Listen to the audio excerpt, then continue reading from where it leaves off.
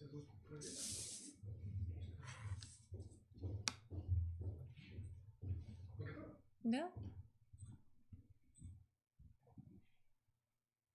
Можно начать? Добрый день, уважаемые участники Олимпиады, коллеги, наставники. Рада вас видеть, приветствовать на разборе заданий олимпиадных по предмету обществознания. Меня зовут Зезикова Ольга Ивановна.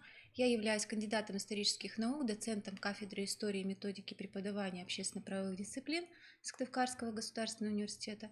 Кроме того, являюсь руководителем программы «Педагогическое образование» с профилями истории обществознания. И в прошлом году осенью я прошла обучение в Российском университете дружбы народов по проверке олимпиадных заданий по обществознанию, праву и истории. Я являюсь председателем в этом году проверки работ по обществознанию. И кроме того, со мной вместе работали мои коллеги. Это Татьяна Вячеславовна Павлова, кандидат исторических наук, доцент кафедры истории и методики преподавания общественных правовых дисциплин, а также преподаватель педагогического колледжа имени Куратова. И Деревесников Руслан Владимирович, заместитель директора Института истории и права, и, кроме того, работающий в школе, одной из сыктывкарских школ, учителем истории и обществознания. Сегодня мы с вами поговорим о заданиях, которые вам давались, и вы помните, что вы выполняли задания на 2 турах. Сейчас мы первоначально поговорим о первом туре. Этот тур был единый для всех. С 9 по 11 класс вам давалось 210 минут для того, чтобы проанализировать текст и, соответственно, кроме того, проанализировать проект. Все прекрасно помните это задание, и надо сказать, что с первым заданием, конечно, которое касается текста, в принципе, неплохо справились вы. И первое задание мы видим, да, нужно было перечислить основные характеристики полицейского государства, которые описаны в теориях XVIII века, и нужно было указать не меньше 4 позиций. Если вы указывали меньше 4 позиций, то естественно, что у вас было мало шансов получить за это задание баллы, оно достаточно простое, поэтому нужно было очень просто внимательно подойти к этому вопросу. Значит, какие можно было бы обнаружить характеристики, которые учитывались для того, чтобы вам получить балл? По этому заданию можно было получить либо 4 балла максимально, либо 0. Если вы указывали 3 позиции, то это был 0. Или вы указывали 4 позиции, какая-то из позиций не учитывалась, соответственно, тоже получали за это задание 0. Поэтому прошу обратить на это особое внимание. Да? То есть надо сказать, что члены комиссии здесь шли, можно сказать, к вам с очень большим вниманием относились к всем вашим записям и пытались найти именно те характеристики, которые предлагались в ключах от разработчиков Олимпиады. То есть какие нужно было указать обязательно характеристики? Во-первых, это первая характеристика, которую можно увидеть также в тексте, это материальное и духовное благосостояние граждан. Сюда же можно было говорить о том, что это главная забота полицейского государства, и то, что, кроме того, заботой полицейского государства является также нравственность граждан. Это все можно было засчитать в первом пункте, то есть можно было и написать и просто забота государства, или моральное и духовное благосостояние граждан, или нравственность граждан. В любом случае, этот мы факт засчитывали. Второй момент, который наиболее характеризует полицейское государство, это обязательность наведения порядка. То есть, если у вас присутствует слово «порядок», а порядок, связанный с благом, то в этом случае эта позиция также могла быть засчитана. Далее это было единство управления, и это третья характеристика. Четвертая характеристика – это сочетание благ разных социальных групп. Если кто-то это отметил, то было замечательно. На самом деле эту позицию отмечали не так уж и многие. Далее это позиция безопасность, то есть это одна из главных характеристик полицейского государства обеспечить безопасность своим гражданам. Дальше это ответственность за деятельность людей, населяющих страну. То есть полицейское государство берет на себя обязательство, ответственность за деятельность людей. Далее это способность увеличивать совокупное достояние граждан, рост средств пропитания, сохранение жизненных удобств. Именно такую формулировку можно было найти в тексте. Ну и еще одну идею можно было почерпнуть: сохранение традиций социальной преемственности. То есть как минимум 7 позиций можно было выделить из текста, и вам необходимо было показать как минимум 4 таких позиции. Мы обратили внимание на то, что многие как-то ушли от текста совершенно, писали про химическую науку и так далее. Естественно, что такие моменты и положения, они, естественно, не учитывались. Второе задание. Автор утверждает, что со временем модель правового государства оказалась более предпочтительной, чем модель полицейского государства. И здесь вам необходимо было показать различия между этими двумя моделями государства, и можно было указать не меньше 3 позиций. Здесь разработчики пошли по пути того, что давали вам возможность засчитать не только 3 позиции, но если были верно указаны 2 или 1, баллы вы получали. То есть, если указывали все 3 различия между этими двумя моделями, вы могли получить 3 балла. А если указывали 2 различия, то 2 балла, и 1 различие 1 балл. Если же ваш ответ не соответствовал, был неправильным, или приведены суждения общего характера, которые не раскрывали, скажем так, сравнительной составляющей, да, то, соответственно, 0 баллов. За это задание, таким образом, вы могли максимально получить 3 балла. Значит, какие же стоило бы указать особенности? То, что государство правовое, оно у нас в правовом государстве происходит ограничение деятельности правительства, да, поскольку его деятельность определена обязательно правом, гласными правилами, которые дают возможность предвидеть, какие же действия последуют со стороны государства. В то время как в полицейском государстве такие правила фактически отсутствуют. Если у вас было такое положение, то, соответственно, можно было уже рассчитывать на балл. Дальше. Очень важным моментом правового государства является автономия личности как субъекта свободы выбора. То есть человек имеет право выбора. В то время как в полицейском государстве речь не идет о гражданах, речь идет о подданных, и, соответственно, они все подчиняются воле управляющего, не являются свободными субъектами. Если ваша мысль пошла именно в таком ключе, то, соответственно, также вам засчитывался балл. Третий возможный вариант сравнения – это то, что в правовом государстве вопрос благополучия граждан не является ведением государства. То есть это личное, скажем так, вопрос граждан. В то время как в полицейском государстве благополучие граждан – это основной предмет его заботы. Четвертое различие могло быть указано следующее. В правовом государстве нет задачи контроля за деятельностью граждан, нет ответственности за деятельность граждан, за самих граждан в определенном смысле. За исключением тех случаев, если граждане нарушают закон, то, естественно, в правовом государстве будут какие-то санкции. В полицейском же государстве управляющие заботятся о том, чтобы все были полезными, разумными и необременительными гражданами. Да? Ну, например, недопустимо тунеядство. Да? В полицейском государстве все должны быть полезными.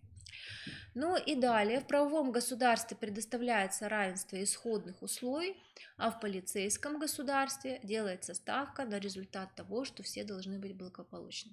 Вот такие вот критерии. В данном пункте нету по ключам позиций, которые можно было бы заявить, и нету такого положения, что могут быть заявлены иные обоснованные варианты, да, то есть здесь достаточно ключ был жестким. Может быть, в связи с этим это задание в определенном смысле оценивалось немножко пониже, чем первое задание, да, но все-таки хочу сказать, что большинство с этим заданием справилось. Третье задание, вы видите его на экране, необходимо было показать какую-то альтернативу полицейскому государству, помимо модели правового государства. Вот это, конечно, задание у многих достаточно участников вызвало трудности, и тем не менее, надо сказать, что многие из вас определили такой вариант, как социальное государство или государство всеобщего благоденствия. Это действительно ответ верный. Кроме того, необходимо было пояснить свой выбор. То есть, если вы просто значит, давали альтернативу и не приводили корректного обоснования, к сожалению, такой балл не мог быть засчитан. Максимальное количество баллов 2.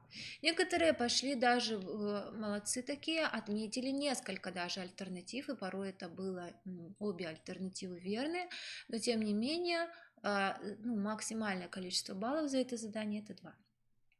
Итак, какие могли быть варианты? Какие варианты можно было бы зачесть? Это государство всеобщего благоденствия, это абсолютизм, абсолютистское государство, деспотическое государство, тираническое государство. Если у вас были такие варианты, то можно было бы их зачесть. Это анархическое государство, коммунистическое государство.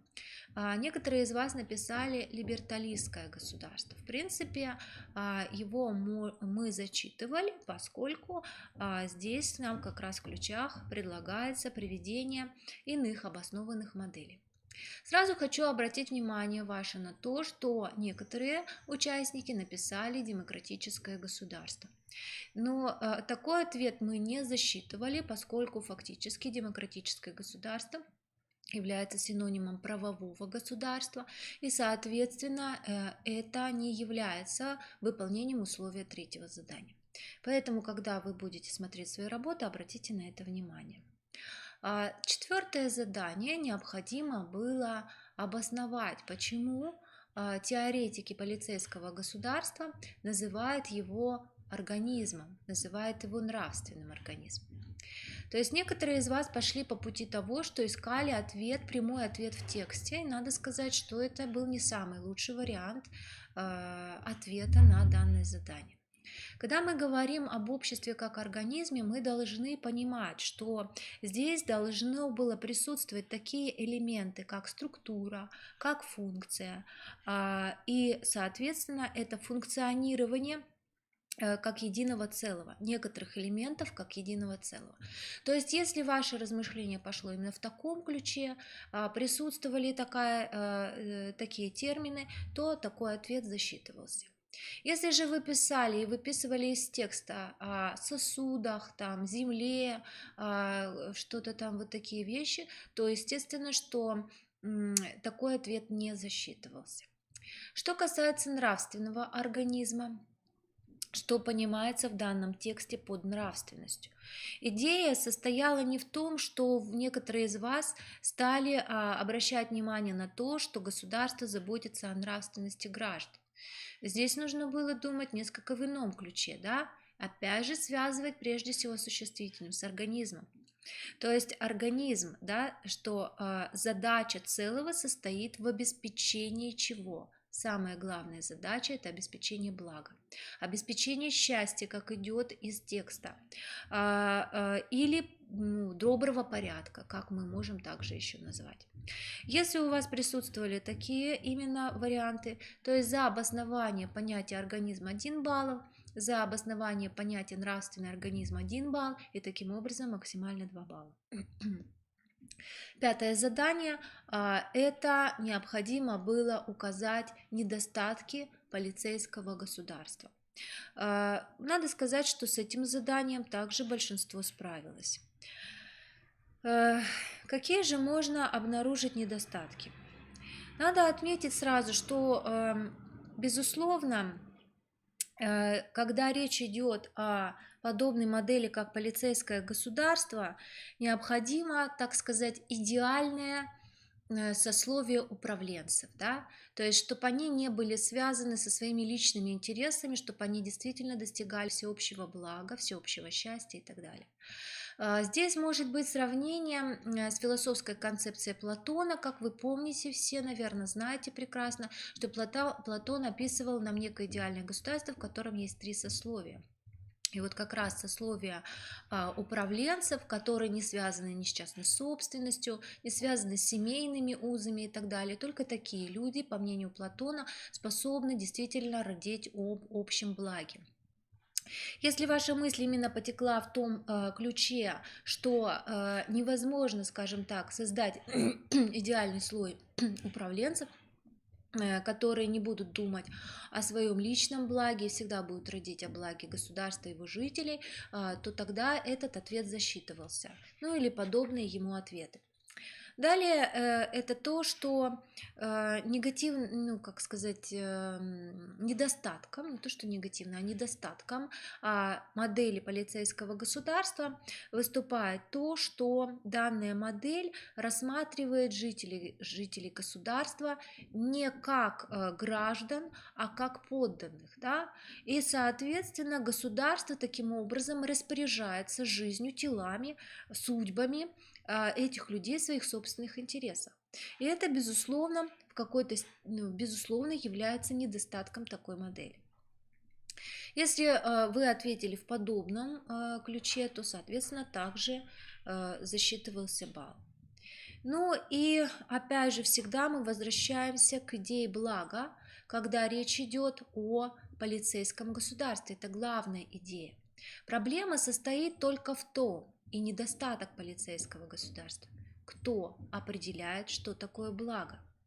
То есть здесь, если вы обратили внимание на этот момент, что благо это представление государства, и никакого другого иного представления о благе, кроме того, которое предлагает полицейское государство, не существует.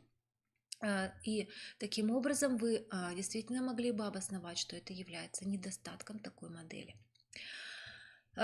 Более того, надо сказать, что вы могли бы привести здесь и другие корректные суждения о недостатках модели. И некоторые из вас это сделали, и комиссия посчитала, что ваши рассуждения, они действительно достойны того, чтобы оценить их в какие-то баллы. Поэтому, когда вы увидите свои работы в своих личных кабинетах, обратите на это внимание, что комиссия действительно пошла по пути того, что защищала прежде всего ваши интересы. Далее мы с вами перейдем к заданию первого тура, которое касается анализа проекта. Задание было действительно очень интересным. Наверное, оно, может быть, вызвало у вас какое-то удивление, но здесь создавалась действительно возможность творчески поразмыслить. И надо сказать, что, в принципе, многие из вас очень хорошо справились с этим заданием. Задание это оценивалось по 5 критериям, хотя вопросов было несколько меньше. Да? И давайте, значит, с вами посмотрим.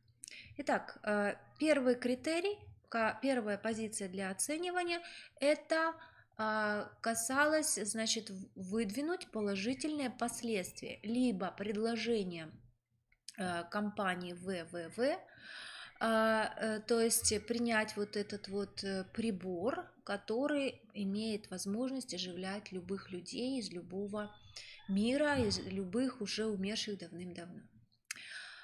И второй вариант, что указать положительные последствия предложения МИР-2, то есть, что этот прибор придуманный необходимо уничтожить. Да? Ну и давайте разберемся. По критерию К1 вы максимально могли получить 6 баллов, то есть указать 3 положительных последствия предложения ВВВ Милана Аска и 3 положительных последствия предложения, значит, организации МИР-2. Итак, какие могли быть варианты предложения ВВВ? и полного его осуществления. Во-первых, конечно же, это стимулирование развития, совершенствования науки. По каким причинам? Потому что появилась бы возможность оживить величайшие умы предыдущих эпох, да? И, безусловно, это создавало бы действительно какой-то мог быть создан прорыв в науке. Кроме того, что особое развитие получила бы, конечно же, медицина. Она получила бы возможность совершенствовать практики лечения неизлечимых болезней. И, соответственно, мы можем говорить о том, что это положительный, безусловно, момент. Далее. Решался бы вопрос, касающийся некоторых экономических вопросов. То есть становилось бы возможно регулирование трудовых ресурсов, их восполнение по мере необходимости, да, возможность выбора конкретных категорий реанимируемого населения. Предположим, вам нужны рабочие, в современном мире рабочих не хватает. Вы реанимируете людей, которые готовы работать физически. Да? То есть, таким образом, вы могли бы очень быстро решать наиболее актуальные потребности экономики. Далее. Безусловно, что страх смерти – это один из важнейших, что ли, страхов человека, да? И если бы такой прибор был бы создан, то, соответственно, снизился бы уровень социальной напряженности, вызванный тем, что люди бы перестали бояться смерти, да? Снизилась бы депрессивность населения, да? То есть они могли бы быть более счастливы. Вот такие варианты ответов можно было предложить, хотя они могли быть еще более интересными. Некоторые из вас предложили очень интересные варианты, которые мы, безусловно, зачли. Как, например, наверное, даже озвучу один из таких вариантов. Безусловно, что у нас сейчас есть некие физические невозможности осваивать космос по причине того, что человек очень недолго живет, а полететь в другую галактику занимает огромное количество времени. Да? Появление же такого прибора, который позволяет жить вечно, позволит, в общем-то, на самом деле осваивать бескрайние просторы космоса. Да? Вот были вот такие варианты. Безусловно, что такие варианты интересные, достаточно творческие, мы, конечно же, учитывали. Теперь обратимся к положительным последствиям предложения Мирва о том, что обязательно необходимо не только остановить любые разработки в этом направлении, но и уничтожить сам прибор. Действительно, использование этого прибора вело бы к сумятице. Отсутствие такого прибора, нет сумятицы в общественных сторонах жизни, поскольку действительно, если бы появилось в нашем государстве или в том государстве, которое приняло бы этот прибор и купило бы на него лицензию, появилось бы огромное количество миллионов и даже миллиардов людей, которые, безусловно, не понимали бы, как жить в современном постиндустриальном обществе. Да? То есть, если мы, предположим, оживим человека эпохи Средневековья, насколько ему будет комфортно среди нас. И эти люди, естественно, бы не понимали, чувствовали бы себя неуютно в нашем мире. Да? Второй момент положительные последствия предложения Мирва – это сохранение нравственной регуляции. Дело в том, что смерть и смертность имеют очень большое значение во многих мировоззренческих системах, во многих религиях. Это действительно очень важный момент. Да? И если жизнь будет бесконечна, она приводит к тому, что изменяется полностью мировоззренческая картина мира. Да? И если же мы отказываемся от этого прибора, то нравственная регуляция сохраняется, фактор смертности получает и сохраняет свою мировоззренческую функцию, да? И, соответственно, мы можем говорить о том, что это положительный момент. Предложение «Мир вам», оно не позволяет манипулировать общественным сознанием, политическими интересами, нарушать баланс политических сил. Например, если мы будем реанимировать революционеров или монархистов, да, что это будет? Они попытаются опять решать вопросы мироустройства в соответствии со своими собственными позициями. Да? Еще раз говорю, что в этом пункте могли быть приведены иные корректно сформулированные последствия, да? И если вы их действительно корректно сформулировали, то комиссия это засчитывала. Второе, вам необходимо было назвать 3 наиболее негативных последствия принятия того или иного предложения. Итак, предложение ВВВ и полное его осуществление. Что такое воскрешение?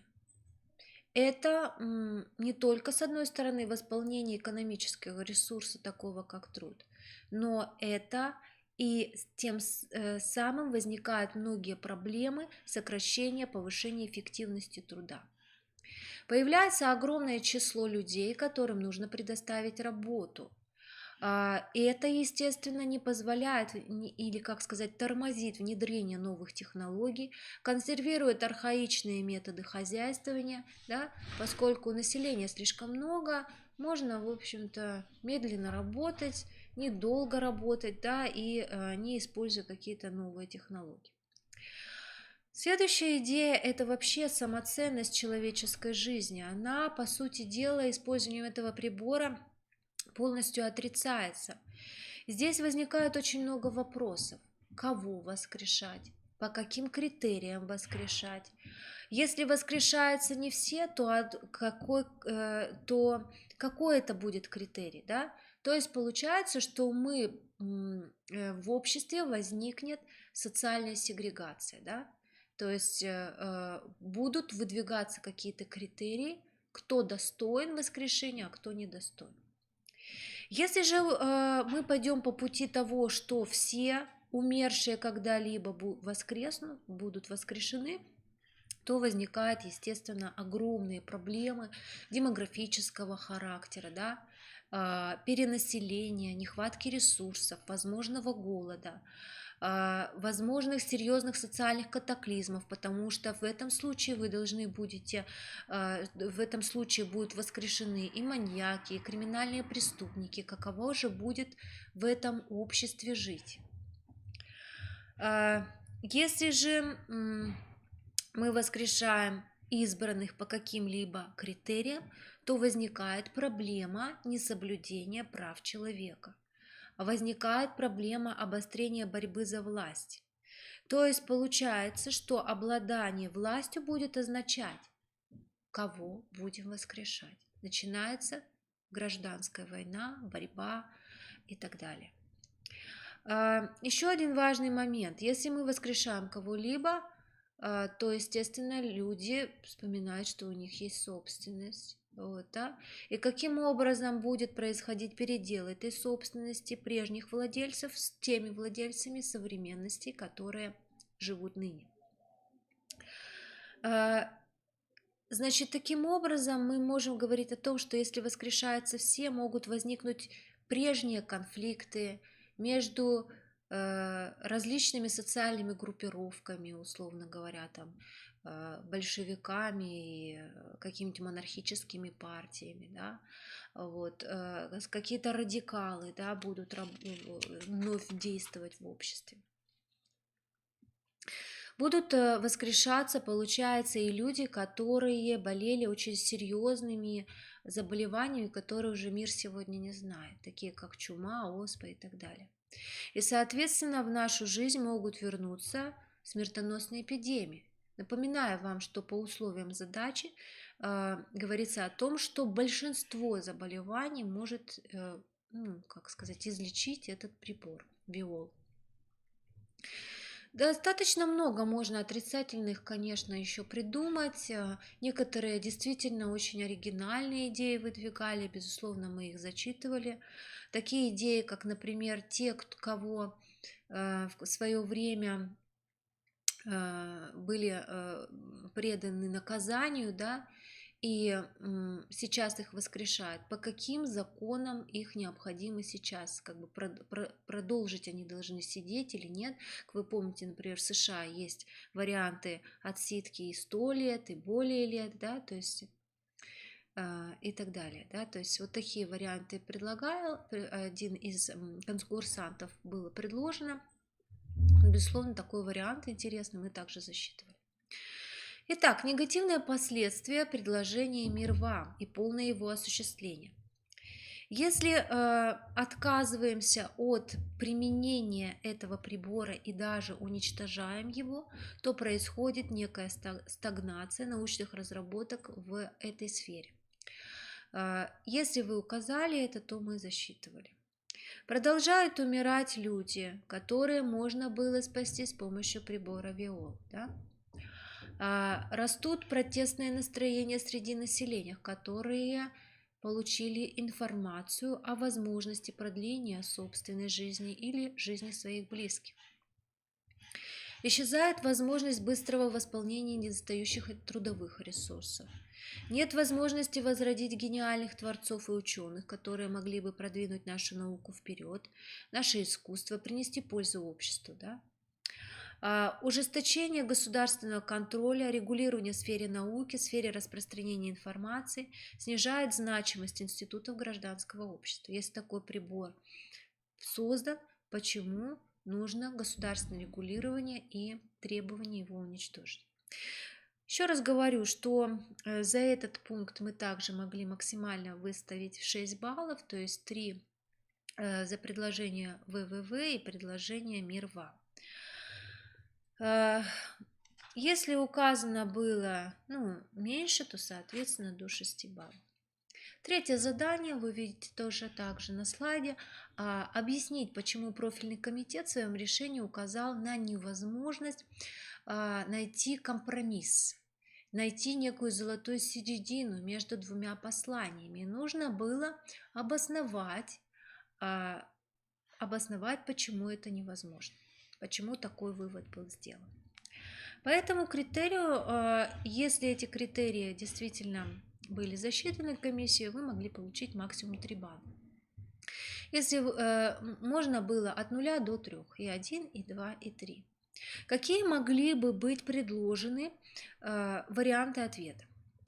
Первый вариант. Какой бы ни был избран субъект принятия решения о компромиссе, это решение всегда при любых обстоятельствах будет оспариваться другими социальными акторами, будет способствовать нарастанию конфликтов в обществе. То есть это вариант действительно конфликтности, гражданской войны, борьбы и так далее.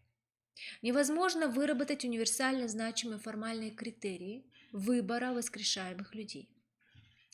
Эти критерии, если они появятся, они всегда будут подвергаться критике или могут быть оспорены. Воскрешение уникальных личностей может привести к разрушению их значимости, их как бы символической значимости. Результатов их деятельности может оказаться, что их как бы результаты их деятельности уже не актуальны. Да? Нарушение прав человека и гражданина воскрешаемого. Может быть, он и не хотел снова воскреснуть, да? Не учитывается его воля при проведении такого действия. Могли быть учтены и другие варианты, если такие варианты вами предлагались и корректно обосновывались. Четвертый критерий давался 1 балл, если вы ясно и четко сформулировали и грамотно письменно написали. То есть можно было получить еще 1 балл. Теперь мы с вами разобрали первый день нашей Олимпиады, да?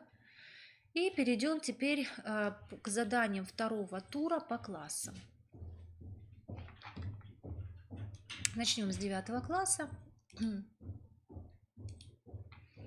Донетки, в принципе, вы уже, думаю, имели возможность посмотреть. Здесь, в принципе, не было каких-то больших проблем. Конечно, были ошибки, безусловно, но я думаю, что здесь можно легко разобраться самостоятельно. Задание на ряды: дедушка, бабушка, брат, племянница. Это фактически речь идет о юридической задаче, и, соответственно, ответом на эту задачу это было, что все эти люди являются наследниками второй очереди. Многие из вас пошли по какому-то другому пути, соответственно, ответ в этом случае не засчитывался.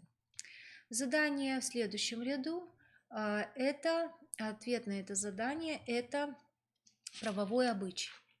Правовой обычай: если вы давали ответ, то получали 1 балл. Если вы раскрывали понятие правового обычая, это еще 1 балл. И если вы приводили корректный пример, то 2 балла. То есть максимально за задание 2-2 вы могли получить 4 балла. Следующая задача – это юридическая задача Афанасий Пес. Здесь было несколько ошибок. Вот.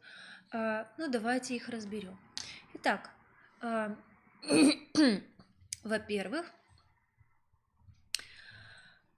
по истечении 6 месяцев со дня заявления об обнаружении безнадзорного животного оно переходит в руки того лица, который его приютил. Да? Тем более, что Афанасий выполнил по условиям задачи все необходимые действия, то есть он обратился в полицию, он написал это заявление о том, что потерялась собака, да, и поскольку хозяин животного не нашелся, то, соответственно, Афанасий стал как бы собственником собаки. То есть собственником собаки является Афанасий. Это правильный ответ. Если вы ответили, что собственник пса Афанасий, и обосновали это, что прошло более 6 месяцев с момента, как Афанасий обнаружил собаку, то вы могли получить за пункт 3.1.1 2 балла. 3.1.2. Должен ли Афанасий отдавать собаку прежней владелице? И ответ нужно было обосновать. Здесь должна была быть договоренность между Афанасией и прежней владелицей. Дело в том, что если обнаруживается прежний собственник и обнаруживается, что у животного сохранилась привязанность к прежнему владелицу, а мы это видим из условий задачи, что пес узнал свою бывшую владелицу, бросился к ней и так далее. Да? То есть мы можем говорить о том, что если вы это отметили, то вы получали 1 балл. В случае явки прежний собственник может заявить свои права на собаку. Если же Афанасий бы отказался отдавать собаку, то подобное решение должен был принять суд. То есть если вы отметили решение о суде, то это еще 1 балл. То есть за пункт 3.1.1.2 можно было получить максимум 2 балла. Дальше следующее задание 3.1.3. Кто несет ответственность за действия пса, если Афанасий все-таки отдаст собаку? Ответ обоснуйте. Если Афанасий отдаст собаку, то, соответственно, он имеет право на возмещение всех расходов, которые были связаны с содержанием животного. То есть, если Афанасий нес расходы за проделки этого пса, то если прежняя хозяйка заявляет на него права, то, соответственно, Афанасий может получить это возмещение. Кроме того, Афанасий имеет право получить вознаграждение за то, что содержал это животное, ну и вообще нашел его. Да? То есть за пункт 3.1.3, если вы действовали в таком ключе и думали в этом направлении, могли получить 6 баллов. Таким образом, за всю эту задачу вы могли получить 6 баллов. 2 балла за 3.1, 3.1.1, 2 балла за 3.1.2 и 2 балла за 3.1.3. Экономические задачи. экономические задачи. С этой задачей ремонт квартиры справились фактически все. Здесь не было ни у кого затруднений ни с решением, ни с чем. То есть я не буду это разбирать. Вот задача моногород, эта задача действительно уже вызвала определенные трудности. Здесь нужно было действительно сделать определенные расчеты, посчитать количество неработающих мужчин, посчитать количество неработающих женщин, да. Численность безработного населения – это равно общему количеству жителей минус работающие лица, минус пенсионеры, минус дети. Если вы провели, соответственно, такой расчет, то вы должны были получить цифру в 350 человек. Далее, и, соответственно, вы считаете уровень безработных. Это количество безработных, разделенных на рабочую силу, умноженное на 100. И таким образом, если вы переводили это, естественно, в процент, умножая на 100, ваш ответ должен был получиться 22,56. Если мы округляем, то 23%. Если вы писали без округления 22,56, ответ такой мы, безусловно, засчитывали, либо 23. Следующая задача – это логическая задача с картами. Она присутствовала у всех, во всех классах. И надо сказать, что эта задача вызвала самые большие трудности. Большинство не справилось полностью с решением этой задачи. В чем здесь проблема? Проблема состоит в том, что это задача выбора Уйсона, где проверяется как раз ваше абстрактное логическое мышление и устойчивость к когнитивным искажениям. В исходном эксперименте, который в свое время проводил Уйсон, до 90% респондентов давали неправильные ответы. То есть они не могли распознать тип логической связи, которая была бы выражена в абстрактных понятиях. И в итоге люди дают ответы, которые им кажутся очень похожими на правильные, да, не те, которые на самом деле правильные. То есть здесь очень многие не справились, еще раз повторюсь. С 11 классом, конечно, здесь вообще получилась специфическая ситуация с этим заданием, поскольку в условиях были даны, в этих условиях были даны одни данные, а здесь под буквами были даны другие данные. Поэтому мы в этой задаче пошли по пути того, что если вы дали хотя бы один правильный ответ, то мы этот балл засчитывали. Варианта ответа здесь должно быть два варианта ответа. Два варианта ответа данной задачи. Это вариант Б и вариант Д. Красная, рубашка и нечетное число. Нечетное число. Следующая задача – это родственники. Здесь все справились. Нет у нее, наверное, ни одного человека, который бы не сказал, что всего детей 3. Если вы писали просто 3 детей, то, соответственно, вы получали 1 балл. Если вы давали еще и обоснование, то дополнительно еще 1 балл, в том числе, таким образом, 2 балла. Следующая задача – это определить, соотнести фамилию и имя в соответствии с задачей. Какой здесь должен был быть правильный ответ? Многие справились, не до конца, но мы, в общем, если у вас были совпадения, мы засчитывали баллы вам здесь, а также рассматривали варианты ваших правильных логических рассуждений. Итак, Андрей – это Орлов, Борис – это Лебедев, Вадим – это Синицын и Петр – это Голубев. Если вы давали обоснование этому заданию, то максимально за это задание вы могли получить 9 баллов. Так, дальше идет работа с текстом. Нужно было понять, о чем же идет этот текст. О каком политическом институте идет речь в тексте. Речь в тексте идет о политических партиях. Если вы написали политическая партия, то, соответственно, этот ответ, прошу прощения, это я, наверное, уже политическом институте идет речь, да? Так, минутку, это у нас 4 задание, да? Так, минутку. Так, здесь речь идет 4.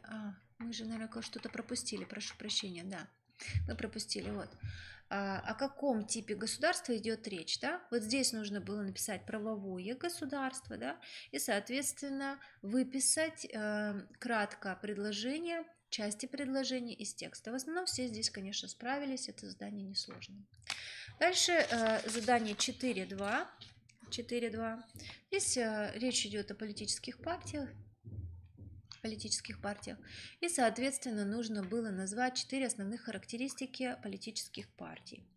Максимально таким образом за задание 4.2.1 и 4.2.2 вы могли получить 5 баллов. То есть 1 за правильный ответ и по 1 баллу за каждую характеристику. Следующее задание – это цитаты. Какое понятие? Это понятие труд. Это понятие труд. Ну, я думаю, что это было несложное задание, хотя есть описки, так скажем, которые мы не могли не заметить, и поэтому, конечно, очень обидно, что вы написали, например, кто-то написал, что труд из человека сделал обезьяну, да, то есть вы сделали несколько наоборот. Естественно, что такое мы засчитать, естественно, не могли. 6-е задание. Здесь, в принципе, я думаю, вы разберетесь самостоятельно, оно не такое сложное, можно будет его еще раз посмотреть и определить. Максимально вы могли здесь получить 10 баллов, заполнив верно табличку. Следующее задание, оно присутствует в любых классах. Это знакомиться с кратким содержанием какого-либо фильма. Для 9 класса это был фильм «Кухонные байки», созданным достаточно недавно, в 2003 году, режиссером Хаммером, и выполнить задание. Итак, какой метод социологического исследования лежит в основе сюжета фильма? Это метод наблюдения. Далее вы должны были указать условия проведения успешного наблюдения. Это что? Это запрет разговаривать с наблюдаемым, вмешиваться в его повседневную жизнь. Да? Если вы указали именно такие моменты, то вам засчитывался балл за правильный ответ и за условия еще 1 балл. Всего 2 балла за пункт 7.1. Дальше. Какие особенности социальной реальности не учли специалисты Шведского института проблем быта? Они не учли то, что фактически социальную реальность очень сложно наблюдать, ее очень сложно фиксировать. Да? Если вы это отметили, то вы получали 1 балл. Если вы то, что называется социальным, не предшествует исследованию, а создается во взаимодействии наблюдателя и наблюдаемого, то есть в конкретной ситуации. То есть по большому счету само наблюдение меняется по большому счету в результате самого наблюдения. Вот такой вот казус. Он известен и физикам, как понятно. Дальше. Задание 7.3. Какое социальное явление возникло? Здесь возникло явление дружба. И, соответственно, нужно было пояснить, что это за такое дружба и какими характеристиками оно обладает. Чем у нас обладает дружба? Это взаимодействие, да, которое сопровождается определенными ритуалами, взаимными дарами и так далее. То есть, если вы дали ответ дружбы и пояснили, какие характерные черты есть у дружбы, то вам засчитывалось 2 балла за этот вопрос. Следующее, 8-е, последнее задание. Нужно было проанализировать информацию и ответить на определенные вопросы. Давайте посмотрим эти вопросы, пролистаем. Итак, какой источник новостной информации для россиян является главным? И если вы внимательно проанализировали все инфографики, то должны были ответить, что это телевидение. Никто из вас абсолютно не ошибся. Увеличение возраста наблюдается, тенденция роста значимости телевидения – это еще 1 балл. И то, что женщины также считают этот источник наиболее значимым, это 1 балл. То есть за пункт 8.1 вы могли получить 3 балла. Пункт 8.2. Как изменится тенденция медиапотребления в ближайшие годы? Произойдет все большее сдвиг медиапотребления в сферу digital, да, то есть в сферу интернета. Люди в возрастном диапазоне от 18 до 44 лет все больше и чаще будут обращаться к информации, которая содержится именно на официальных новостных сайтах, социальных сетях и блогах. Поскольку это население будет переходить в другие возрастные группы, то, соответственно, количество людей, которые связаны с интернетом, потреблением информации через интернет, будет все время увеличиваться. Именно если вы ответили эти все 3 положения, то тогда вы могли за этот пункт получить 3 балла. Ну и если вы отметили, что происходит рост технологической грамотности, который характерен для современного общества, для так называемого цифрового поколения, что значит, технологии позволяют, в общем-то, использовать различные новые сервисы, да, каких-то технических возможностях, если вы указали технические возможности интернета, технологические возможности интернета, то также балл. Пункт 8.3. Здесь важно было именно увидеть тенденцию. В чем эта тенденция выразилась? Она выразилась в том, что растет показатель доверия к прессе региональной и центральной, и при этом снижается доверие к социальным сетям. Если вы увидели именно эту тенденцию, то вам ставилось 2 балла. Если вы увидели только половинку, то, к сожалению, 0 баллов. И кроме того, нужно было дать объяснение, почему это происходит. Если вы объяснили, почему происходит доверие, почему увеличивается доверие к центральной и региональной прессе, да, что пресса все-таки более ответственно подходит к выбору материала, к ее публикации, производит проверки, да, и так далее. То есть, если вы это указали, то вам засчитывалось, да. Если вы объяснили, что социальные сети и блоги, они наоборот осуществляют различного рода так называемые вбросы, сливы, фейки и так далее, и это снижает доверие к социальным сетям, да. Если вы указали оба момента, да, сравнили интернет и традиционную прессу, да, то вы получаете 2 балла. Если вы указали особенности только одного источника информации, то могли получить 1 балл. Таким образом, за это задание, за 8 задание максимально вы могли получить 10 баллов. Таким образом, мы с вами сейчас закончили с 9 классом, перейдем к 10. Донетки, я думаю, самостоятельно посмотрите, да? Вот. Итак, здесь мы что можем сказать? Здесь ответ в 10 классе: личное поручительство, залог, заключение под стражу, наблюдение командования воинской части. Что это общее? Это различные меры пресечения. Если вы вписали слова меры пресечения, то, соответственно, вы получали 1 балл. Дальше еще один ряд: инвестор, брокер, дилер, депозитарий, адерайтер. Здесь у нас что? Это участники рынка ценных бумаг. Если вы указали что-либо связанное с рынком ценных бумаг в любой другой формулировке, то вам, соответственно, засчитывался этот вопрос. Далее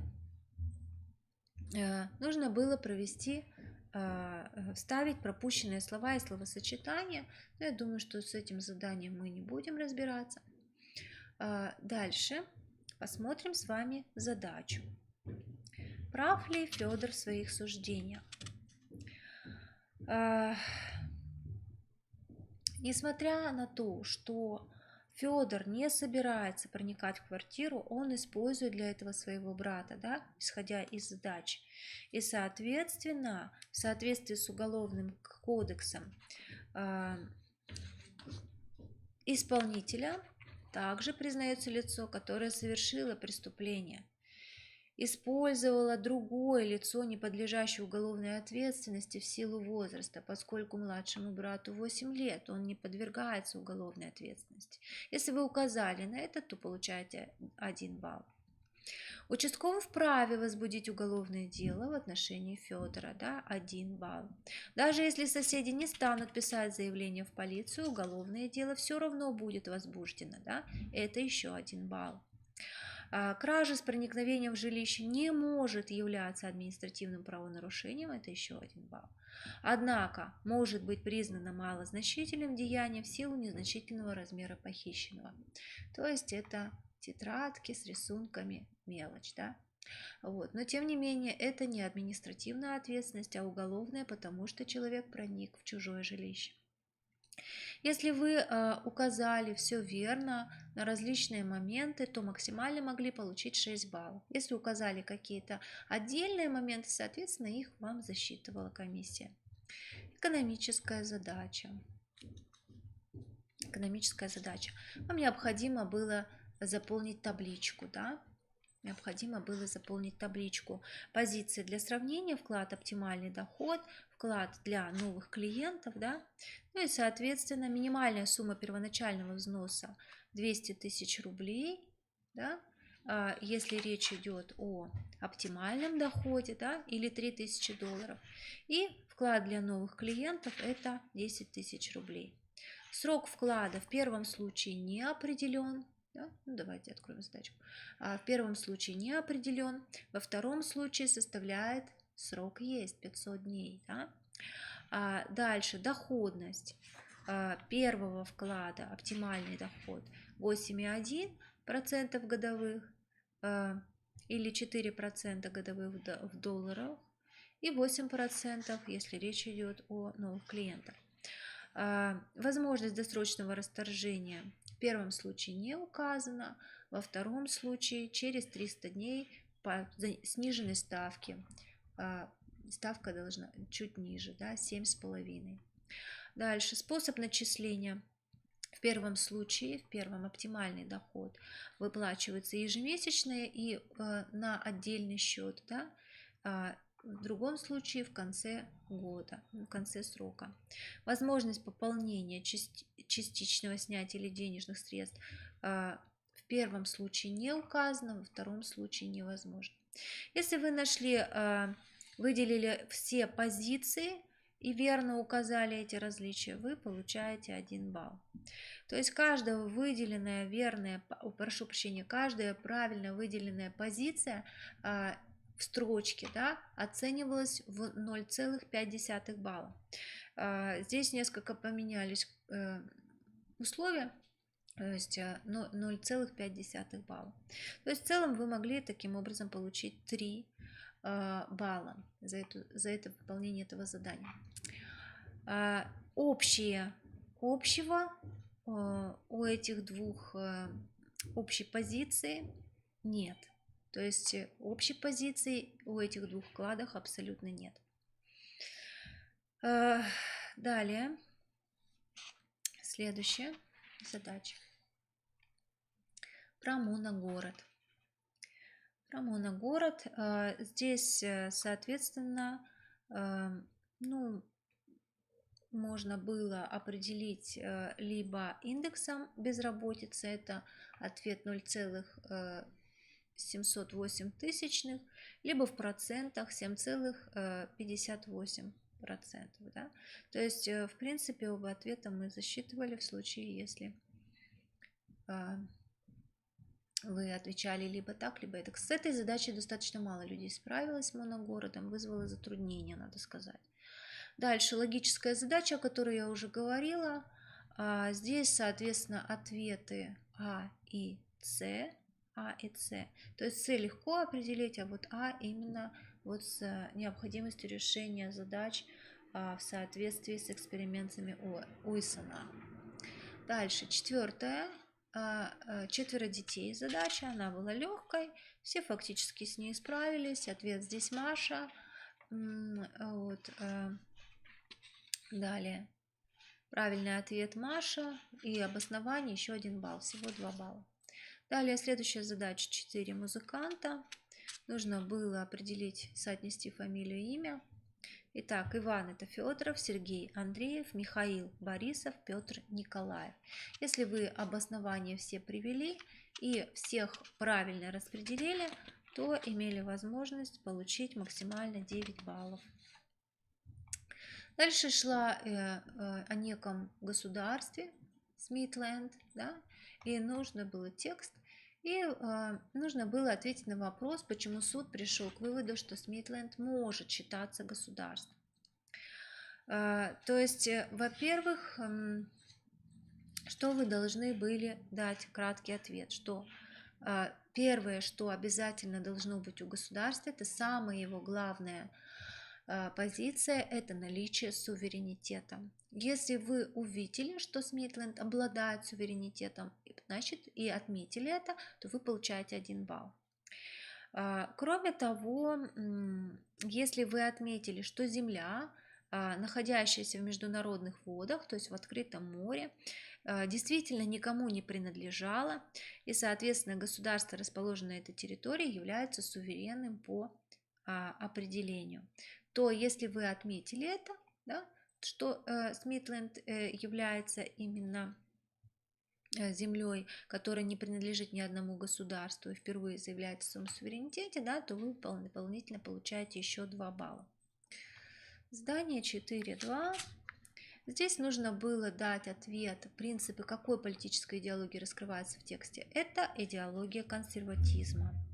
Каковы ее основные характеристики? Нужно было дать не меньше 4 вариантов ответа. Это, конечно, стабильность, порядок, традиционализм, иерархичность системы, естественное неравенство, сильное государство. Да? То есть максимально за это задание 4.2.1 вы могли получить 5 баллов. За идеологию консерватизма и за 4 понятия по 1 баллу. Дальше. Следующее понятие нужно было догадаться. Я думаю, что здесь большинство из вас справилось. Здесь речь идет о молчании. Вот, и, соответственно, нужно было раскрыть. Если вы обосновали свой ответ одного из высказываний, то тогда могли получить еще дополнительно 2 балла. За это задание в целом 3 балла.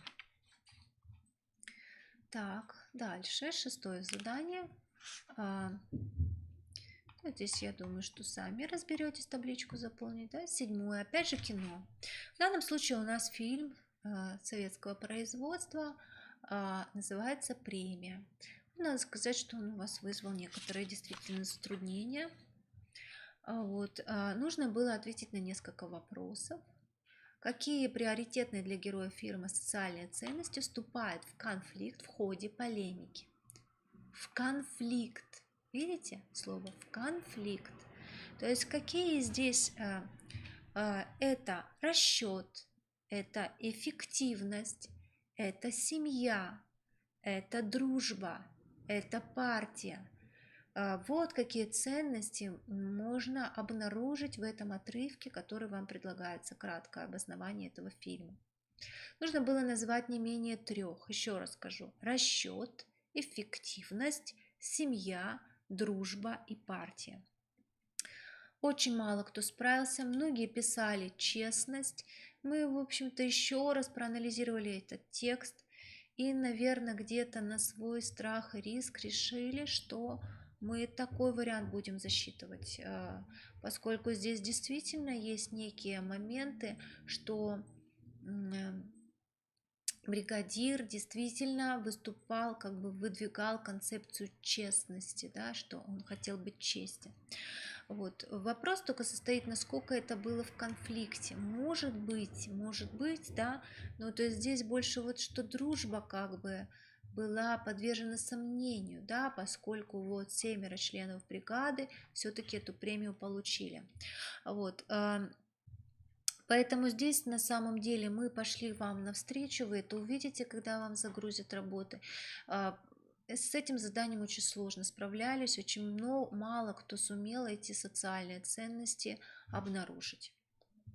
Далее у нас задание 7.2. Здесь нужно было показать, что социальный порядок, он меняется по ходу фильма. То есть социальный порядок в этом фильме динамичен, связан с определенной ситуацией, он меняется. Человек может прибегать к ценностям совершенно разных уровней для критики или для оправдания собственных действий или действий других людей. Вот если вы как бы вот в таком ключе размышляли, то могли получить за пункт 7.2 2 балла. Далее, какие социальные роли можно было бы обнаружить с точки зрения социологии по ходу фильма?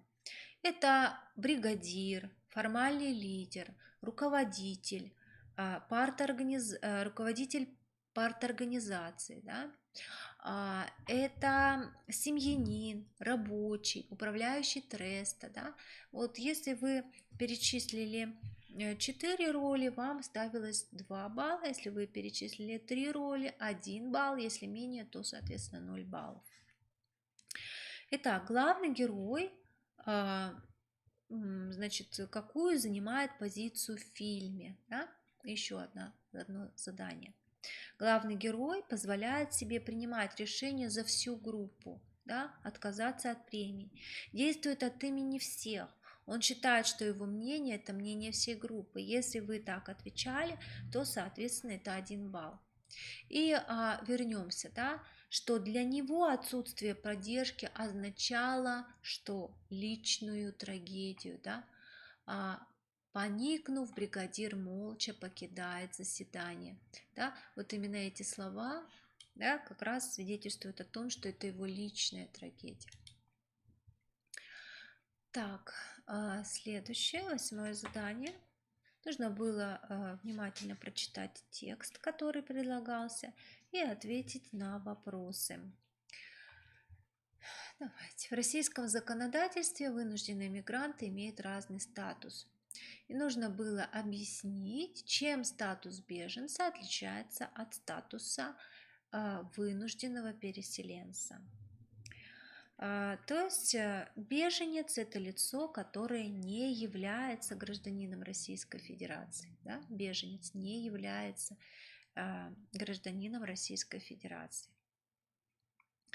Он опасается стать жертвой по каким-либо признакам расы, вероисповедания, гражданства, национальности и так далее. Гражданин, покинувший место жительства вследствие опасности подвергнуться преследованию по признаку расовой или национальной принадлежности, вероисповедания, языка, а также по признаку принадлежности к определенной социальной группе или политических убеждений. Это вынужденный переселенец, да? Вот. То есть, если вы указали на гражданскую принадлежность как основу различия в статусе беженца и вынужденного переселенца, то это 2 балла. Если в иных случаях, то, соответственно, 0 баллов. Но это задание вызвало, конечно, затруднения у участников. Дальше. Укажите не менее 3 причин, которые оказали влияние на описанную в тексте динамику вынужденных миграций. Да? Вооруженные конфликты на территории республик, которые ранее входили в СССР, да, это и грузино-абхазский конфликт, который упоминается, да, и грузино-осетинский конфликт, гражданская война в Афганистане, конфликт в Приднестровье, конфликт на юго-востоке Украины, да, ну вот ближе к нам, да, касающийся Донецкой и Луганской области, да, то есть перечисление, да. Каковы могут быть причины? Да? Это тяжелая экономическая ситуация, низкий уровень жизни, безработица, невыплата пенсий, невыплата заработных плат. Может быть связана причина с подъемом националистических настроений, незащищенность представителя определенной нации, которые не являются титульной в данном, проблемы с сознанием государственного языка, да? Вот. То есть, итак, вооруженные конфликты, тяжелая экономическая ситуация, подъем националистических настроений. Хотя вами могли быть приведены и другие причины, значит, описанной динамики, да? И, естественно, комиссия их засчитывала. Если вы указали один фактор, то это 1 балл. Если вы указали максимум 3 фактора, да, то, соответственно, 3 балла. Так, и с какими проблемами сталкиваются беженцы, вынужденные переселенцы в процессе социальной адаптации? Конечно, у них возникают проблемы погружения в незнакомую для них этнокультурную или языковую среду. Это первый момент. Дальше. Вынужденные переселенцы оторваны от привычного социального окружения. У них нету здесь близких, друзей, может быть, родных. Да? Они могут быть лишены, либо быть несколько разорваны социальные связи. Да? Они действительно играют очень большую и значимую роль при социальной адаптации.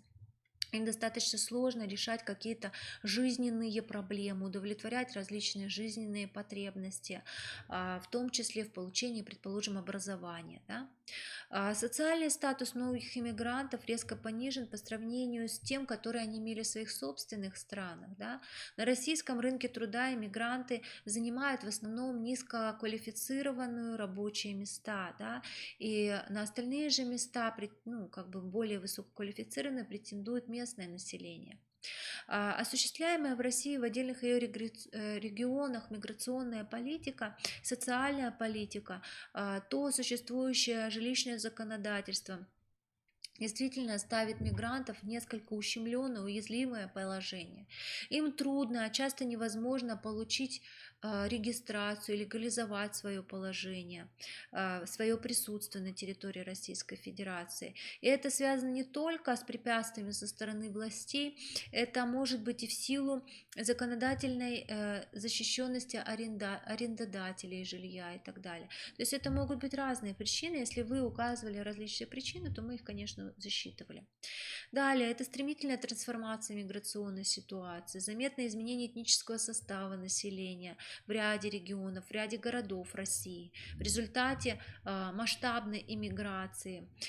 И это действительно вызывает определенные антииммигрантские настроения в обществе, особенно в тех городах, где присутствует наибольший приток мигрантов. И, соответственно, иммигранты оказываются в очень неблагоприятной ситуации социальной изоляции, социальное отторжение, да, что на них как бы косо смотрят, да, что их считают виновными в том, что ухудшается, предположим, уровень жизни, ну, самих жителей России. Да. Вот. Это то, что касается 10 классов, и мы с вами переходим к завершающему 11 классу. Донетки. Итак, здесь необходимо было обнаружить, что же объединяет этот ряд. Наблюдение, прослушивание, телефонные переговоры. На самом деле никто не справился с этим заданием. Ответ здесь будет это оперативно-розыскные мероприятия. Дальше. Здесь очень редко встречался правильный ответ. Здесь речь идет о парадигмах в социологии или теориях, социологических теориях. Если вы отвечали именно в таком контексте, то есть увидели, что это действительно различные теории в социологической науке, то, соответственно, мы такой ответ засчитывали. Так, следующая задача. Действительно, очень многие справились, но, может быть, не в полном объеме. Мы видим, что Виктор полностью не прав. Он полностью не прав в своих суждениях. Некоторые из вас писали, что он не прав частично. Он не прав полностью. И нужно было как бы найти эти обоснования. Максимально за этот вопрос можно было получить 8 баллов. Да? Брак будет признан недействительным, поскольку Алена, оказывается, была зарегистрирована с другим мужчиной в браке, да? И, соответственно, к этому браку не будет применяться процедура расторжения, будет применяться процедура аннулирования, да? Автомобиль в данном случае не является совместно нажитым имуществом, и к нему будет применяться положение об общей долевой собственности, и, соответственно, тот, кто купил, а куплен он был на деньги Виктора, да, то, соответственно, собственником машины останется также Виктор. Кот был подарен родителями Виктора, и, соответственно, Алена не сможет претендовать на этого кота. Брачный договор, так же как и брак, будет признан недействительным. Да, это еще 1 балл. Алена не сможет претендовать на алименты по содержанию, так как признание брака недействительно, и все ее, скажем так, претензии утрачиваются в отношении Виктора. Но в связи с признанием недействительности брака усыновление недействительным назвать нельзя. То есть Виктору придется платить алименты на усыновленного ребенка Алены. Если вы ответили вот все эти пункты, то, соответственно, максимально вы могли за эту задачу получить 8 баллов. Следующая экономическая задача. Все фактически справились, кто приступал к ее решению. Здесь никаких вопросов нет. Ответ 165 тысяч рублей. И вот второй вопросик. Какие особенности инвестиций в облигации федерального займа? Некоторые из вас пошли по пути того, что просто как бы давали какие-то обоснования, но они не являются особенностями ОФЗ, и поэтому такие баллы могли быть не засчитаны. То есть какие же особенности ОФЗ? Это один из самых надежных видов инвестиций на финансовом рынке, поскольку его фактически как бы государство является гарантией. Да? Это надежность. Если вы писали надежность, это ответ правильный. Дальше. Такой вид инвестирования является долгосрочным. Как правило, доходность ОФЗ не подвержена резким колебаниям в финансовых рынках. То есть, соответственно, каждое из положений давало вам бы по 1 баллу. И таким образом 2 балла за правильное решение и максимум 3 балла за определение особенностей ОФЗ. Таким образом, всего 5 баллов. Так, следующая задача. Подушка безопасности. Всего 2 участника смогли справиться с этим заданием. Итак, у Михаила Павловича получилось создать финансовую подушку безопасности, и к концу 2019 года она составляла 2 миллиона 541 тысяча 467 рублей. Очень мало кто решил эту задачу. Далее, это доходность вложений составила по банковскому депозиту за 4 года 360 тысяч рублей. Доходность по облигациям 1 миллион 81 тысяча 467 рублей. И здесь определить, надежен ли инвестиционный портфель Михаила Павловича. Да, надежен, поскольку он сформирован из 3 инструментов. 20% из портфеля инвестировано в акции, а это достаточно рискованный инструмент, то есть меньшее число он вложил в рискованный инструмент, но вместе с тем он может принести большую прибыль. И 80% он положил на депозиты и государственные облигации, поэтому можем сказать, что портфель надежен. Если вы написали просто надежен, то это 1 балл, если вы написали с обоснованием, это 2 балла. Так, вот как раз о том, о чем я вам говорила. Здесь у нас есть ошибочка, видите, да? Что вот здесь 9,11, а в ответах у нас 4,13. Вот поэтому здесь мы, конечно, пошли по пути того, что если у вас хотя бы был правильный ответ, хотя бы 1 указан, в данном случае это 4, да, вероятнее всего вы ответили, то, соответственно, этот ответ мы засчитывали. Так, с этим заданием справились абсолютно все. Отчество Романовна. Нету никого, кто бы не справился с этим заданием. Дальше. 3 друзей. 3 друзей. Надо было определить, кто муж, кто жена и так далее. Да? Итак, если мы берем за основу, что у нас здесь нету этой схемки, да, Питера мы знаем, он у нас уже есть. Да? Дальше. Под цифрой 2 это Нэнси, под цифрой 3 Джон, под цифрой 4 Клэр, под цифрой 5 Сэм и под цифрой 6 Мэри. Если вы обозначили эту схему правильно, запомнили, и кроме того дали обоснование, вы получали 9 баллов за эту задачу. Так, Нихелия. Нихелия. Здесь опять же, так же как в 10 классе, нужно было понять, какой главный признак государства. Напоминаю, главный признак государства – это суверенитет. Если вы указали, что Нигерия не является государством по причине отсутствия ее суверенитета, то вы получали 1 балл. Если вы еще давали и пояснение краткое, да, почему суверенитета нет в условиях описанной ситуации, то, соответственно, вам еще добавлялся балл, и таким образом за это задание вы могли получить 2 балла. Далее текст. Нужно было определить, о каком принципе политической идеологии раскрывается в тексте. Идеологии. Но почему-то многие из вас написали демократия. Демократия это у нас что? Это политический режим. Соответственно, это ошибочный ответ. Идеология это либерализм, 1 балл. Но, отвечая, скажем так, неправильно пункт 4.2.1, как-то так случайно, по счастливой случайности, у вас оказалось 4 понятия, которые совпали с политической идеологией либерализма и политическим режимом демократии.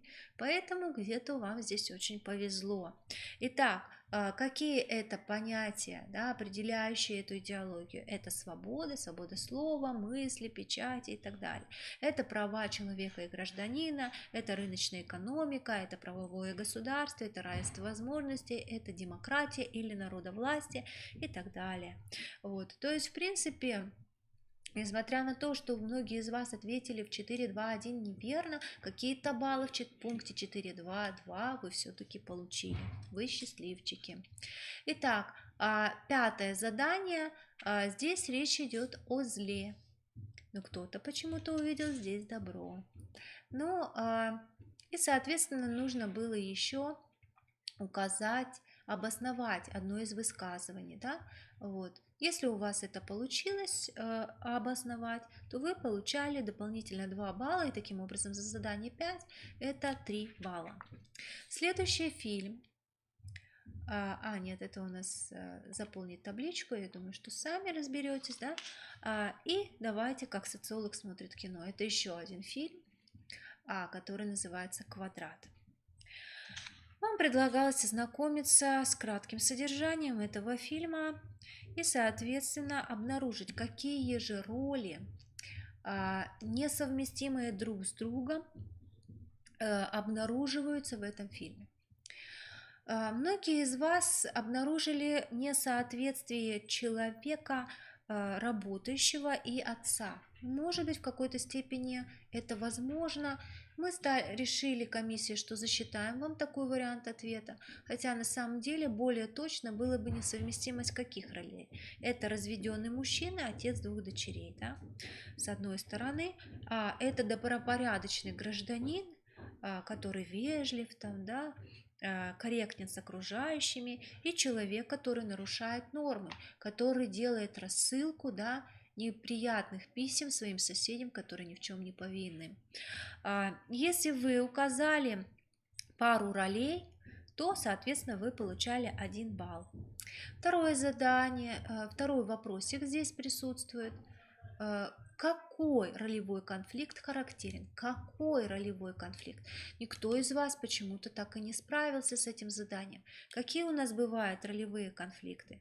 Они бывают межролевые, внутриролевые, да? И здесь как раз речь идет о каком? О межролевом конфликте. И фактически с этим почему-то вопросом у нас никто и не справился. Если вы указали тип конфликта, обосновали этот межролевой конфликт, то могли получить 2 балла, то есть за пункт 7.1 максимум 3 балла. Дальше 7.2. Максимум можно было получить 2 балла. Нужно было обосновать закономерность влияния социальной ситуации на изменение поведения главного героя. В принципе, здесь вы все справились. Обнаружили, что условия предлагаемых ценностей, которые одобряются обществом, государством, человек к ним адаптируется, привыкает к ним, да? То есть он их использует в своем социальном поведении. И если же конфликт декларируемых ценностей и внутренних ценностей человека приводит к нарушению его социального поведения, то в этом выражается определенный социальный протест. Многие из вас, может быть, другими словами, но выразили эту идею. С заданием 7.3 справились достаточно сложно. Почему инсталляция? Вспомните, что представляла из себя эта инсталляция. Эта инсталляция представляла из себя квадрат. Именно вот эту идею квадрата, если бы вы подумали в этом ключе, почему именно квадрат? Дело в том, что квадрат это равна равенство, у него все равные стороны, у него все равные углы. И, соответственно, этому равенству не нужно и недостижимо оно в принципе. Кроме того, ведь в природе не существует квадрата. Мы не можем назвать ни одного природного явления, которое бы имело вид квадрата, да? Вот, это тоже, скажем так. То есть получается, что квадрат это своего рода объект, который рисует границы, которые нельзя переходить. И поэтому люди, увидев такой квадрат, да, который вы видите, они, может быть, где-то интуитивно опасались войти в него, да, что они окажутся в каких-то границах. Многие из вас все-таки пошли по пути того, что люди в условиях современного мира боятся взять на себя ответственность, боятся, как сказать, мало уважают друг друга, мало заботятся друг о друге, да. Наверное, такой ответ не совсем корректен, и многие из вас отвечали именно в таком ключе. Можно предлагать тщательно продуманные жизненные стратегии. Человек понесет на волне эмоций, как понесло главного героя Кристиана, да? То есть он ведет себя достаточно иррационально, он придумывает это собственное расследование для того, чтобы найти вора его бумажника, да? Вот.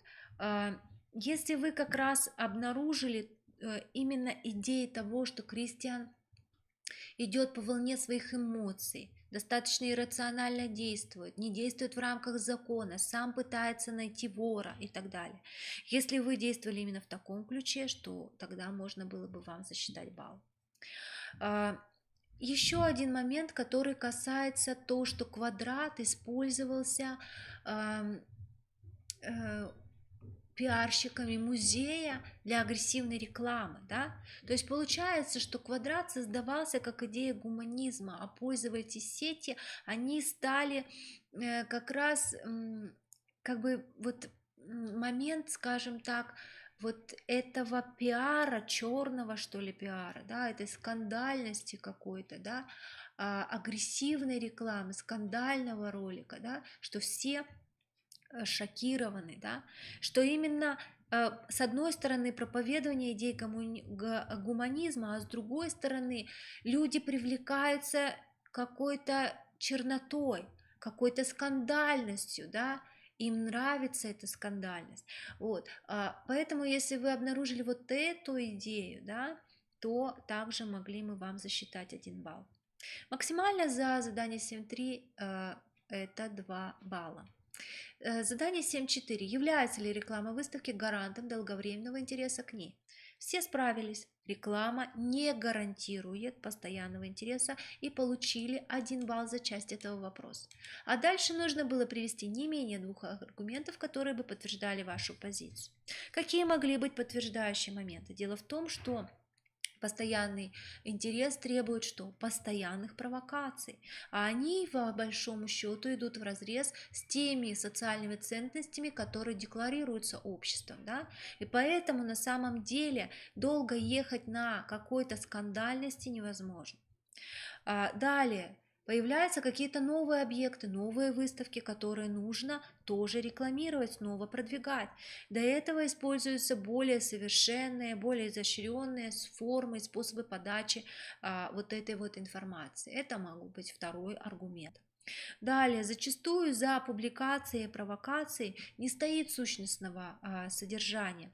Как правило, провокация требуется только в тех случаях, когда нет страха, что вы получите обратную реакцию. Да? Не было у пиарщиков идеи того, что вот эта агрессивная реклама приведет к тому, что люди отшатнутся от выставки, не станут на нее приходить. Наоборот, это был своего рода такой поджигающий интерес, который заставлял людей пойти и посмотреть эту выставку своими глазами. И поэтому выставка-то была что? Она была продана, то есть она получила успех.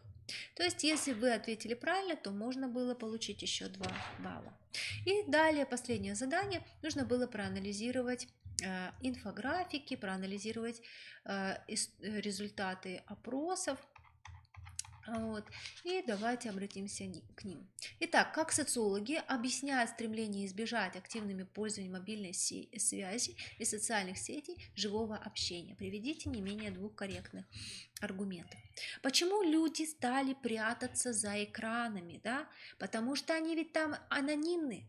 Они невидимы для собеседника. Можно скрывать свои чувства, можно наоборот показывать переживания, которые вы не испытываете, вас же никто не видит. В виртуальной среде вы можете спрятаться за каким-то фотографией, за чужой фотографией, да, или как она там у вас правильно называется, да, выглядеть можете как угодно, использовать речь любую, да, то есть сегодня появилась особая речь, интернетовская речь, да, можно вместо речи использовать смайлики и так далее, да, то есть здесь вы можете выглядеть не так, как вы выглядите на самом деле, а выглядеть так, как вы бы желали. Да? Это вот такая специфика. Второй важнейший, наверное, момент, который, опять же, выводит нас на идею этого. Что такое личное общение? Личное общение – это постоянный труд. Вы должны смотреть друг другу в глаза, вы должны слушать, вы должны понимать, вы должны воспринимать эмоции другого человека, вы должны проявлять эмпатию. Умеют ли современные люди это делать? Да? Люди современные предпочитают не усложнять свою жизнь, не вживаться в чужие проблемы, не вживаться и не понимать своего собеседника. Вот если вы смогли увидеть вот такие идеи, то вы могли получить 2 балла. Далее, гаджеты наши все, да или нет? Конечно же нет. Гаджеты, к счастью, пока что не все наше. И если вы ответили нет, нельзя сказать, что гаджеты это наше все, то вы ответили верно. И это подтверждают те данные, которые вы должны были проанализировать. Многие люди стремятся к чему? К определенным периодам коммуникативной тишины. Когда они отключают свои телефоны, свои гаджеты, отправляются в отпуск, где нет вообще интернета и телефона, да, то есть если вы обратили на это внимание, корректно обосновали, то могли получить 2 балла. Далее, задание 8.3. Не справился никто. Какой стереотип социального поведения? Посмотрите, пожалуйста, уточните, какие бывают стереотипы социального поведения. Вы пошли в несколько ином ключе. Здесь речь идет о стереотипе, социальном стереотипе отшельничества. Ну и почему, несмотря на анонимность исследования в ЦИО, большинство декларирует запрос на информационные каникулы? Нужно было привести не менее 2 корректных обоснований своего ответа. В принципе, с этим заданием большинство из вас справилось, да, указав на то, что люди устают от большого потока информации, что они хотят новых идей, что они хотят лично общаться все-таки, что они хотят новых эмоций, не связанных с интернетом и так далее. Вот. Если вы давали такие ответы, соответственно, вы могли получить еще баллы. Есть у нас какие-то вопросы в чате? Нет, да? Вот. Ну, раз вопросов в чате не поступило, то, соответственно, я на этом завершаю свое выступление, достаточно долгое, достаточно подробное.